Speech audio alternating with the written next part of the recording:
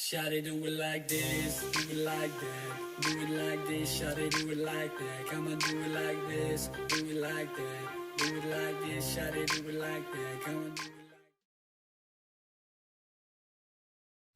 In this section of your Strong and Stable program, I give you Level 1, Level 2, and Level 3 program ideas. You will notice that there is not very much information on reps, sets, loads, tempo, and rest periods, as these are the acute exercise variables used to design a program specifically for an individual. Because I am not working with you individually, the best that I can do is design programs that are suggestions as to how to integrate Swiss ball weight training into your normal weight training program. Now, it's important that you realize you should always start with one set of each of these exercises and progress very slowly. Also, you should reduce the volume and intensity of your current resistance training program because addition of Swiss ball weight training causes a significant increase in the neuromuscular demands on your body. You should also be very careful about rest periods between exercises and workouts. Because of the increased demand on the nervous system, you may find that you begin losing coordination and are just not recovering between workouts. These Swiss ball weight training exercises cause heavy recruitment of stabilizer muscles, which are not used to taking direct hits in exercise program. So what I would suggest is that if you go to work out and you're feeling like your coordination is off, your strength or your stability are off, is that you should increase the amount of time you're resting between workouts and even between sets. With that in mind, let's begin our Strong and Stable workout programs. On your screens, you will see a series of loading zones. The 1 to 8 repetition loading zone is called the maximum strength zone or neural zone because repetitions in the 1 to 8 intensity range place heavy demand on the nervous system. The 8 to 12 repetition zone is referred to as a bodybuilding or hypertrophy zone because this loading zone is classically used by bodybuilders to build muscle mass. The 12 to 20 zone is a strength endurance zone. Greater than 20 repetitions of any exercise is classified as an endurance exercise. Choose the zone for your exercises based on your work or sports demands. If you are starting at the Level 1 program and are unfamiliar with Swiss ball weight training exercise, it is highly recommended that you use the 12 to 20 or 20 plus loading zones to begin your exercise. Once you have mastered exercise technique and are comfortable on the ball, you may then progress to the 8 to 12 repetition loading zone should you desire. In the Level 2 and 3 programs, you can choose your repetition loading zone based on the work or sports demands you are faced with. The exercises in your programs may be performed in a circuit or station format. Should you choose to use the circuit format, select the exercises from any section or combination of sections and perform these exercises in a sequence with a timed rest period after each sequence or series of exercises. It is not recommended that you perform more than 5 exercises in a sequence. For example, you may choose exercises from the chest, arms, and back section, performing 5 exercises in a row and then resting for a specific period of time, for example, 1 minute. You may also use the station format, which would require that you perform the suggested number of sets for each exercise, resting for a specific period of time after the performance of each set. For example, you may perform the pec fly, performing the exercise and resting after each set. When selecting rest periods, it is important that you rest for long enough to allow your nervous system to recover. I suggest resting between 2 and 5 minutes. Should you find that when you return to the exercise you are not able to maintain good form, you must either increase your rest periods or stop the exercise and progress to the next exercise in your program.